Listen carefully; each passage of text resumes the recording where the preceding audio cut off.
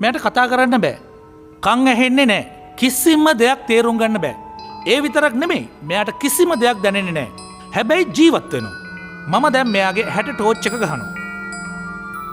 එතකොට කණේනිකාව කුඩා වෙනවා. හැබැයි ඇහි පිය ගහන්න ඕනේ කියන සංඥාව මොලේට යන්නේ නැහැ. මේ හලෝ ඇයි? ලොක්ක ඇහැට ටෝච් එකක් ගහපුවම කොච්චර මිනිස්සුන්ට අමාරුද? මෙච්චරලා කියපු දේවල් තේරුන්නේ නැද්ද? මේ සබ්ජෙක්ට් එකට කිසි දෙයක් දැනෙන්නේ නැහැ. සබ්ජෙක්ට් කියන්නේ මේ මිනිස්සුන්ට නමක් නැද්ද? wait a minute. මෙයාගේ නම ආනන්ද බණ්ඩාර. කොච්චර ලස්සන නමක්ද?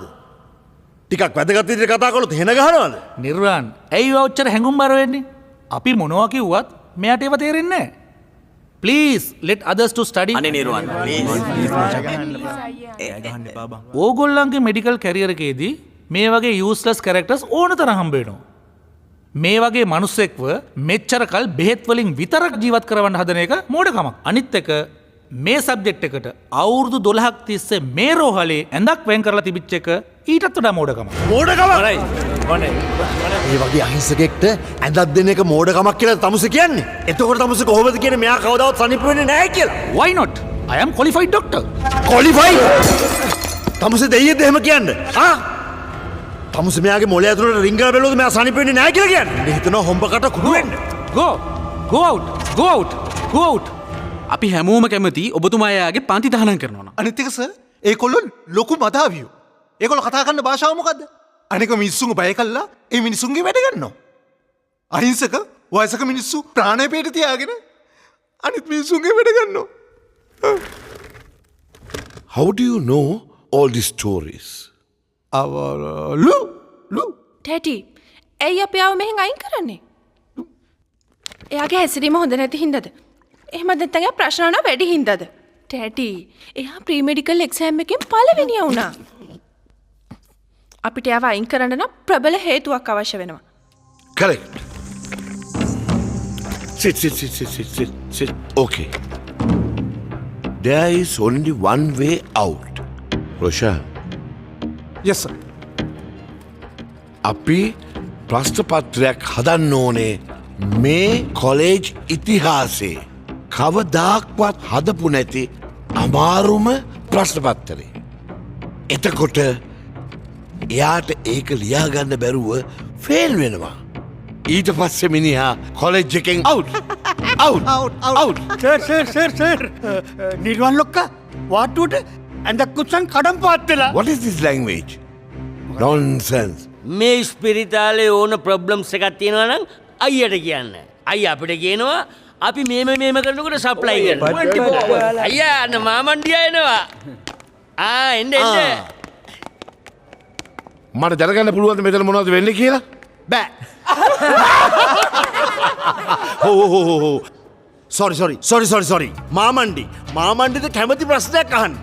මට දැනගන්න ඕනේ මේ ලෙඩාව මෙතන තිබ්බේ කවුද කියලා. ලොක්කා මේ තට්ටය කිව්වා මේ ලෙඩාව මේ ඉස්පිරිතාලෙන් එළියට දාන්න කියලා. මේ වගේ අහිංසක මිනිහෙක්ට මේ රෝහලේ ඇඳක් වෙන් කරන එක අපරාධයක් මෝඩකමක් කියලා මූ කිව්වා. ඒ හින්දා මම මගේ වියදමෙන් ඇඳක් ගෙනාවා කෑෂ් දීලා මේ ඇඳ. අපිට ඔය ඇඳෙන් වැඩක් නැහැ.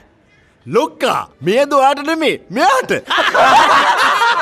ඇතක කොහොමද මේ ඇඳේ තියන්නේ? මේ ආනන්දයිගේ ඇඳ කැමති විදිහට ආතල් එකේ ඉන්න. මේ කවුරු හරි ඔයාට පල් ටොක්ස් එකක් දැම්මොත් මේ නවරියන්ට කියන්නේ සර්කිට් යම්.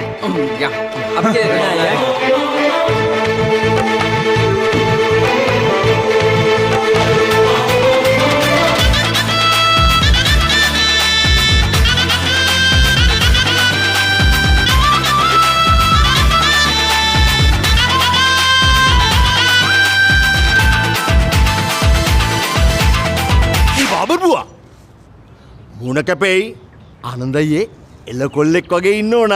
ඔයා දන්නවද මේ උදේට අවුවට වෙලා ඉන්නකොට මොනවද ලැබෙන්නේ? Vitamin D. නිර්වාන් ඔයා මොකද මෙතන කරන්නේ? ඇයි ලෙක්චර් එකට යන්නේ නැත්තේ? වැඩක් නෑ ડોක්ටර්. හැම උගන්නන එකම මාව පන්ති වලින් එළියට දානවා. මේ බලන්න. ඔයා කරන වැඩ නිසා හැම ප්‍රොෆෙසර් කෙනෙක්ම තරහින් ඉන්නේ. කරුණා කරලා ඉගෙනීමේ වැඩවලට මීට වඩා ටිකක් උනන්දු වෙන්න.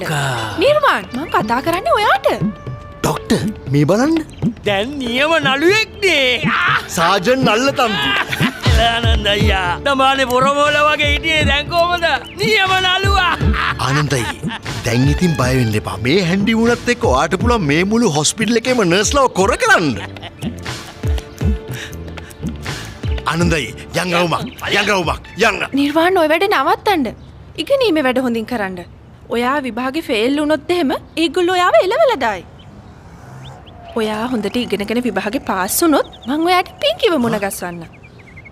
එලිමෙන්ට්‍රි කැනල් කියලා ලියන්න.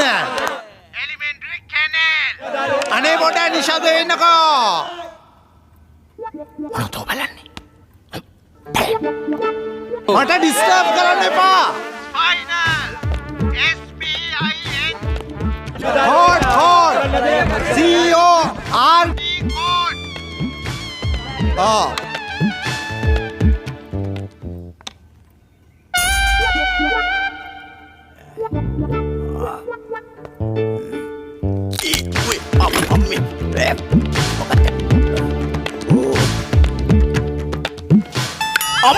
අම්මෝ අයියෝ ඇයි මොකද මේ අමාරු මේපයි අමාරුයි මෙතෙන්ද ලියන්න අමාරුයි සෑහෙන අමාරු පේපර් එකක්. ලියලා ඉවරද? ඉවරයි. මෙච්චර ඉක්මනට?